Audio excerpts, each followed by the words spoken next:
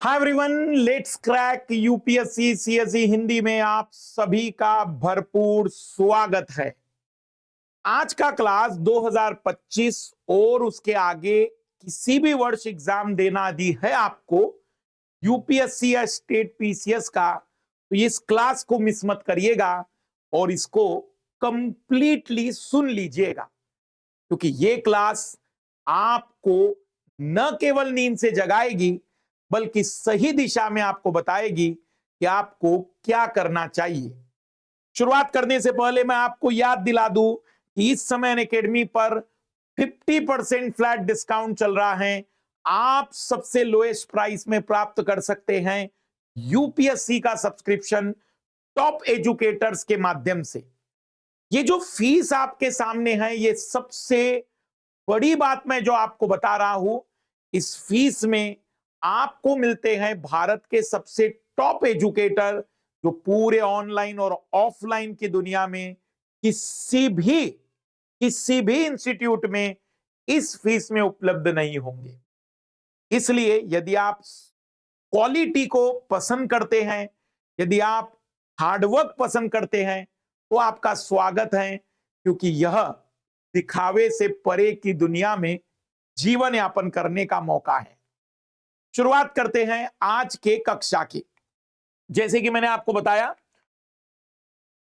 आपने थंबनेल देखा होगा, एनसीईआरटी ये बहुत ही बड़ा और महत्वपूर्ण विषय है। विद्यार्थी हर बार एक सवाल जब भी मुझसे पूछते हैं तो उनमें एनसीईआरटी का जिक्र बहुत से विद्यार्थी करते हैं।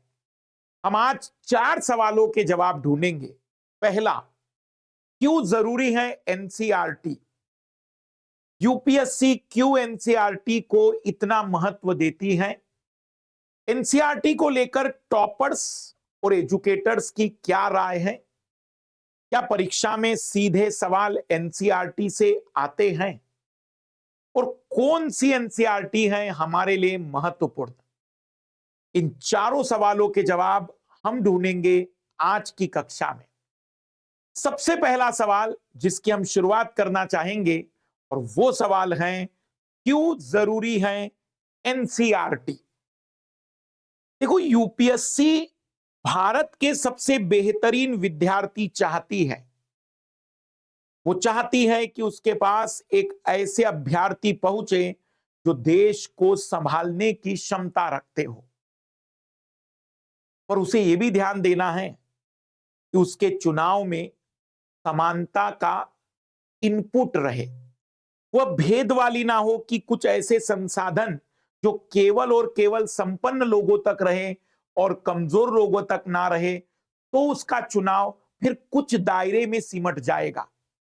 इसलिए यूपीएससी अपने सवालों को सामान्यतः समाचार पत्र में से या एनसीईआरटी में से बनाना ज्यादा प्रेफर करती है, क्योंकि कुछ किताबें 1000-2000 रुपए की हो सकती है जो महंगी पड़ सकती है, लेकिन एक अखबार जो 5 से 10 रुपए का होता है, एक सामान्य व्यक्ति खरीद सकता है।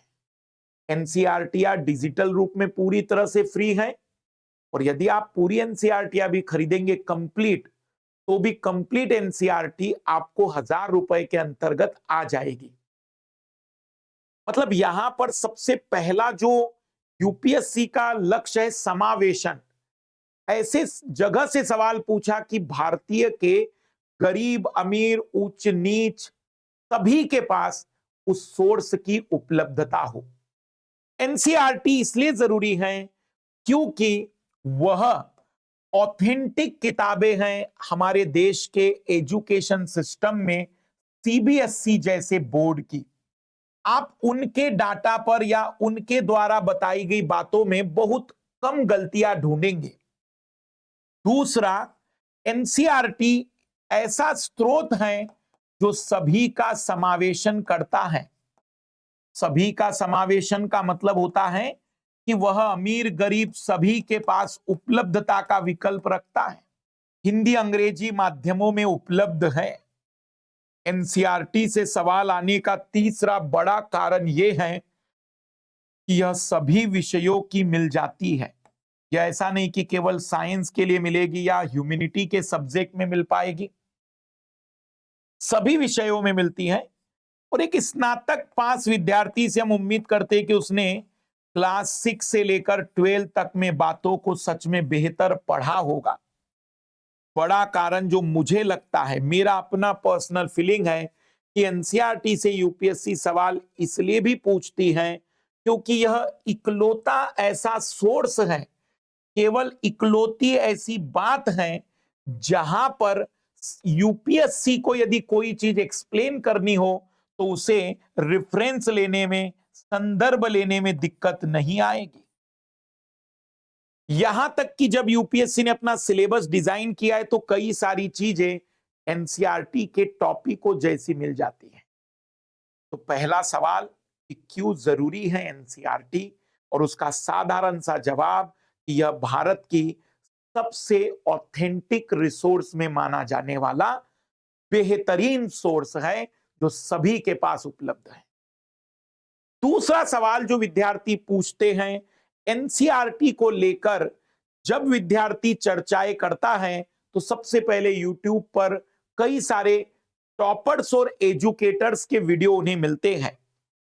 और मैं आपको बताऊं कि ये जो सवाल है कि एनसीईआरटी को लेकर टॉपर्स और एजुकेटर्स की क्या राय है, तो मैं आपको खुले तौर पर बता सकता हूं, आप आज भी 10 वीडियो ढूंढ लीजिए जिनमें से एटलीस्ट 7-8 वीडियो में कोई टॉपर्स या एजुकेटर्स आपसे कहेगा कि एनसीईआरटी तो पढ़ना पड़ेगी। ये वे लोग हैं, टॉपर्स की बात करें तो उन्होंने इस परीक्षा को निकाला है, इसलिए आप उनकी सलाह को नकार नहीं सकते क्योंकि वह इस परीक्षा को पास कर चुके हैं अच्छे अंकों के साथ। एजुकेटर्स जो इस परीक्षा में पिछले 10-15 वर्षों में होने वाले परिवर्तन, होने वाले जो भी बदलाव हैं और प्रश्नों के नेचर को भलीभांति जानते हैं, अपने अपने विषय के या फिर मेरे जैसे सभी विषय के, इसलिए वे भी आपको सलाह देते हैं कि एनसीईआरटी पढ़नी चाहिए। इसका मतलब यह है कि इस यूपीएससी सिविल सर्विस एग्जाम की जो आप प्रिपरेशन करने जा रहे हो, आईएएस और आईपीएस की जो प्रिपरेशन करने जा रहे हो, यहां पर जो व्यक्ति इस विषय से जुड़ा है वो आपको कभी ना कभी एक बार तो ही कहेगा कि एनसीईआरटी पढ़िए, कभी कहेंगे कि अपने बेसिक को क्लियर करने के लिए, कभी कहेंगे कि आप इस विषय को, ह्यूमैनिटीज को यदि समझना चाहते हैं तो मानवीय विषयों को बेसिक समझ विकसित करने के लिए, या फिर वो आपसे कहेंगे कि आप यदि एनसीईआरटी पढ़ते हैं तो आप शिक्षक की बात को भली भांति समझ पाएंगे। मतलब दूसरा सवाल, एनसीईआरटी के विषय में टॉपर्स और एजुकेटर की एक राय है, पढ़नी चाहिए, जरूरी है, यह आपका फंडामेंटल स्ट्रांग करती है। लेकिन बड़ा सवाल यह है कि सर क्या परीक्षा में सीधे आते हैं एनसीईआरटी से प्रश्न? सच में क्या एनसीईआरटी से डायरेक्टली प्रश्न आते हैं? वैसे मैं आपको 150-200 प्रश्न दिखा सकता हूं, लेकिन समय कम है और मैं चाहता हूं कि एक कंसाइज वीडियो आप तक पहुंचे जिसमें आपको पॉइंट टू पॉइंट बात मिले। मैं सीधे 2023 के कुछ प्रश्नों को दिखा रहा हूं जो आपको मतलब अचरज में डाल देंगे कि सच में ये सवाल शायद आपको किसी स्टैंडर्ड बुक में ना मिले लेकिन एनसीईआरटी में मिल जाएगा। आइए जरा देखिएगा पहला सवाल, और मुझे आप दिखा दीजिएगा दुनिया भर की कोई भी पॉलिटी की किताब में एनसीईआरटी को छोड़कर। कक्षा 11वीं की एनसीईआरटी का पहला चैप्टर है ये, संविधान क्यों जरूरी है। इन्होंने लिखा है कि पहला कारण है कि विभिन्न तरह के लोग जो रहते हैं उनमें भरोसा और सहयोग विकसित हो। यह स्पष्ट करता है कि सरकार का गठन कैसे होगा और किसे फैसले लेने का अधिकार होगा। तीसरा, संविधान क्यों जरूरी है, सरकार के अधिकारों की सीमा तय करता है और हमें बताता है कि नागरिक के क्या अधिकार है। निम्नलिखित में से कौन सा एक कथन किसी देश के संविधान के मुख्य प्रयोजन को सर्वोत्तम रूप से प्रतिबिंबित करता है? यह आवश्यक विधियों के निर्माण के उद्देश्य का निर्धारण करता है। यह राजनीतिक पदों और सरकार के सृजन को सरल बनाता है। ये सरकार की शक्तियों को परिभाषित और सीमाबद्ध करता है, सरकार के अधिकारों की सीमा तय करता है। यह सामाजिक न्याय, सामाजिक समता, सामाजिक सुरक्षा को प्रतिभूत करता है। यदि आप इस सवाल को ध्यान से देखें तो आपको सीधा उत्तर दिखाई देगा जो आपके एनसीईआरटी में दिया हुआ था, एज इट इज दिया हुआ था। सीधा प्रश्न एनसीईआरटी से, और केवल पॉलिटी में नहीं। आइए जरा ज्योग्राफी को देखिएगा, क्लास 11 की ज्योग्राफी है। यह इंडिया की फिजिकल इन्वायरमेंट पर आधारित निम्नलिखित वृक्षों पर विचार कीजिए। कटहल, महुआ, सागौन उपयुक्त में से कितने पर्णपाती वृक्ष हैं? आर्द्र पर्णपाती वन उन क्षेत्रों में पाए जाते जहां वर्षा 100 से 200 सेंटीमीटर होती है। ये वन उत्तर पूर्वी राज्य और हिमालय के गिरिपथ, पश्चिमी घाट के पूर्वी ढाल और उड़ीसा में उगते हैं। सागवान, साल, शीशम, हुर्रा, महुआ, आंवला, सेमल, कुसुम, चंदन आदि प्रजाति के वृक्ष इन वनों में पाए जाते हैं। क्या कहेंगे आप इसे? सीधा सवाल है। ये हिस्ट्री का सवाल देखिएगा, ये हिस्ट्री का सवाल क्लास 12 की एनसीईआरटी की किताब में है। आत्मा केवल जंतु और पादप जीवन की संपदा नहीं, बल्कि शिलाओं, प्रवाहित जलधाराओं, अन्य अनेक प्राकृतिक वस्तुओं की भी है, जिन्हें अन्य धार्मिक संप्रदाय जीवित नहीं मानते। उपयुक्त कथन प्राचीन भारत के निम्नलिखित में से किसी एक धार्मिक संप्रदाय के एक मूलभूत विश्वास को प्रतिबिंबित करते हैं? महावीर का संदेश। जैनों के मूल सिद्धांत 6ठी सदी ईसा पूर्व में वर्धमान महावीर के जन्म से पहले ही उत्तर भारत में प्रचलित थे। जैन परंपरा के अनुसार महावीर से पहले 23 शिक्षक हो चुके थे। उन्हें तीर्थकर कहा जाता है, यानी कि वे महापुरुष जो पुरुष और महिलाओं को जीवन की नदी के पार पहुंचाते हैं। जैन दर्शन की सबसे महत्वपूर्ण अवधारणा यह है कि संपूर्ण विश्व प्राणवान है। यह माना जाता है कि पत्थर, चट्टान, जल में भी जीवन होता है। जीवों के प्रति अहिंसा, खासकर इंसानों, जानवर, पेड़ पौधों, कीड़ों मकोड़ों को न मारना जैन दर्शन का केंद्र बिंदु है। वस्तुतः जैन अहिंसा के सिद्धांत ने संपूर्ण भारतीय चिंतन परंपरा को प्रभावित किया है। क्या कहेंगे आप? एज इट इज सवाल आते हैं, क्या इस सवाल का जवाब मिला है? आप कहेंगे सर ठीक है, प्रीलिम्स में आते होंगे, मेंस में थोड़ी आते हैं। आइए जरा 2023 जीएस पेपर 1, भारत में उपनिवेशिक शासन ने आदिवासियों को कैसे प्रभावित किया और उपनिवेशिक उत्पीड़न के प्रति आदिवासी प्रतिक्रिया क्या थी? मैं आपको ऐसी ढेरों लिस्ट दे सकता हूं, लेकिन मैं चाहता हूं कि आप 2023 ही देख लीजिए। आदिवासी, दिकू, एक स्वर्ण युग की कल्पना, क्लास 8 की एनसीईआरटी, हमारे अतीत, उपनिवेशिक शासन से आदिवासियों के जीवन पर क्या असर पड़ा? ब्रिटिश शासन के दौरान आदिवासी समूह का जीवन बदल गया। आओ देखें कि बदलाव क्या थे। भारत में उपनिवेशिक शासन ने आदिवासियों को कैसे प्रभावित किया और उपनिवेशिक उत्पीड़न के प्रति आदिवासियों की क्या प्रतिक्रिया थी? क्या कहेंगे आप मेरे इस सवाल के जवाब में? क्या आप एनसीईआरटी के इस सवाल को यदि देखेंगे तो आपको पता चलेगा कि जितनी चीजें आपको स्टैंडर्ड बुक नहीं देती हैं, उससे कई ज्यादा चीजें आपको एनसीईआरटी उपलब्ध करा देती है। बड़ा सवाल है कि एनसीईआरटी कौन सी महत्वपूर्ण है। यदि आपके पास समय है तो मैं तो कहता हूं कि 6वीं से 12वीं तक जितनी पढ़ सकते पढ़िए, यदि आप 26, 27, 28 देने वाले। लेकिन यदि आपके पास समय नहीं है तो सबसे पहले आप क्लास 11 को उठाइए। क्लास 11 में पॉलिटी बड़ी खूबसूरत दी हुई है। क्लास 11 में पॉलिटी की 2 किताबें हैं, दोनों पढ़िए। क्लास 11 में ज्योग्राफी की दोनों किताबें हैं, दोनों पढ़िए, फिजिकल और इंडियन। क्लास 11 में इकोनॉमिक्स की भी बढ़िया किताब है, उसे भी आप कवर कर सकते हैं। एक ही किताब पढ़ना है इकोनॉमिक्स में। क्लास 11 की हिस्ट्री की किताब बड़ी खूबसूरत है, नई वाली। समय मिले तो इसमें ओल्ड वाली पढ़ना, नहीं तो नई वाली ही पढ़ लेना। अगर आपके पास इसको पढ़ने के बाद समय मिल जाए तो मैं कुछ सेलेक्टेड किताब बता रहा हूं। क्लास 8 की हिस्ट्री की किताब बड़ी महत्वपूर्ण है। क्लास 9 की पॉलिटी की किताब बड़ी खूबसूरत है।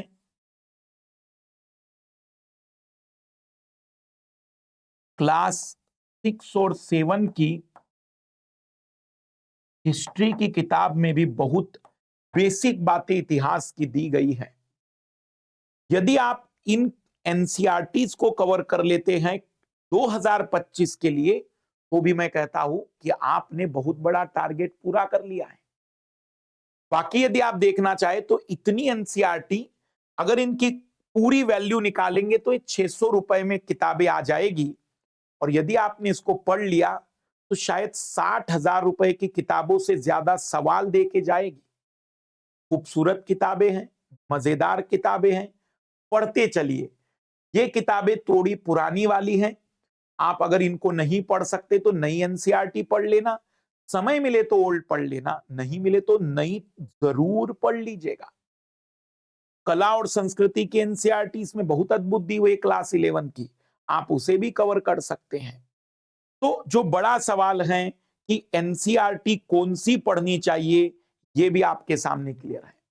क्या हमने एनसीईआरटी कवर करके दिए? लेटेस्ट में क्लास 11 की कंप्लीट एनसीईआरटी मैंने अभी और कवर करा के दी, बिल्कुल लेटेस्ट में 1 महीने पहले। मैंने 1 महीने पहले क्लास 11 की पॉलिटी की पूरी क्लास कवर करके दी है अद्भुत तरीके से। मैंने 5 महीने पहले क्लास 11 की इकोनॉमिक्स की भारतीय अर्थव्यवस्था की किताब कवर करा के दी है। मैंने क्लास 11 की इंडियन फिजिकल ज्योग्राफी की क्लास कंप्लीटली उपलब्ध करा दी है यूट्यूब पर। क्लास 8 की एनसीईआरटी जो बहुत अद्भुत है, ये अभी मैंने 3 सप्ताह पहले एक मैराथन डलवाया था। और क्लास 9 की अगर आप किताब देखेंगे ज्योग्राफी की, इसका भी मैराथन अवेलेबल है।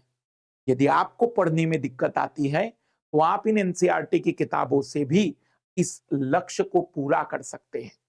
पर यकीन मानिए, यूपीएससी की जर्नी में इसका यदि आपने साथ छोड़ा तो याद रखना, आप सफलता के लिए बहुत भटकोगे। इसलिए एनसीईआरटी मतलब यूपीएससी का दूसरा नाम। जरूरत है आपको इस सवाल को, इस बात को जल्द से जल्द समझने की। हमारा आपसे केवल इतना सा सवाल है कि आप हमें कमेंट्स करके बताएं कि आपने एनसीईआरटी कौन सी पढ़ ली है, स्वयं या हमसे। यदि कोई भी एनसीईआरटी पढ़ी है तो कमेंट्स करिए या वादा करिए कमेंट्स में कि हम कसम खाते हैं कि हम इस पूरी एनसीईआरटी को आने वाले 5 महीनों में पूरा कर देंगे। सबसे बड़ी बात है, पूरी तरह से फ्री ऑफ कॉस्ट मैंने सारी एनसीईआरटीयां कवर कर दी हैं, एक हाथ दो छोड़ के। उसे भी मैं कवर करा दूंगा। आप प्रॉमिस करिए, जितनी उपलब्ध है उन्हीं को 2 बार पढ़ लीजिए। बहुत अद्भुत तरीके से कवर की गई। बची बात, यदि आप 2025 और 26 के लिए एक सही डायरेक्शन में एक सही शुरुआत करना चाहते हैं तो हम लेकर आ रहे हैं अनअकैडमी पर साइंस एंड टेक्नोलॉजी का बैच। इस बैच की शुरुआत हम 27 अप्रैल से करेंगे और इस बैच के साथ आपको सभी हिंदी इंग्लिश बाइलिंगुअल बैच भी मिलेंगे। क्यों सब्सक्रिप्शन ले? उसके 2 ही बड़े कारण हैं। ना इस लेवल के एजुकेटर आपको कहीं और मिलेंगे, खुला दावा कर रहा हूं। और दूसरा, ना इस लेवल की फीस मिलेगी। जो अभी इस समय ऑफर चल रहा है, इसका मौका उठा लीजिए, फायदा उठा लीजिए और अपनी तैयारी में शुरुआत करिए बेहतर तरीके से। तो कमेंट्स करके हमें सूचित करिएगा कि आपने एनसीईआरटी में कौन सी एनसीईआरटी आप बढ़िया कवर कर ली हैं और अब आप कौन सी एनसीईआरटी का वादा मुझसे कर रहे हैं। सभी को बेस्ट ऑफ लक। हम लेकर आएंगे जल्द ही पॉलिटी का मैराथन और तैयार रहिएगा आप उस मैराथन के लिए। इस संडे जनरल साइंस का 24 घंटे का मैराथन दे रहे हैं, मिस मत करिएगा। इससे ज्यादा अद्भुत बायोलॉजी अगर पूरे यूट्यूब पर कहीं मिल जाए तो मुझे कमेंट्स करके बता देना कि फलाना व्यक्ति का साइंस या बायोलॉजी देख लीजिएगा। नहीं तो हमारा चैलेंज स्वीकार कर लीजिएगा, इससे ज्यादा अद्भुत बायोलॉजी कहीं नहीं मिलेगा जो संडे हम आपको दें। सभी को बेस्ट ऑफ लक।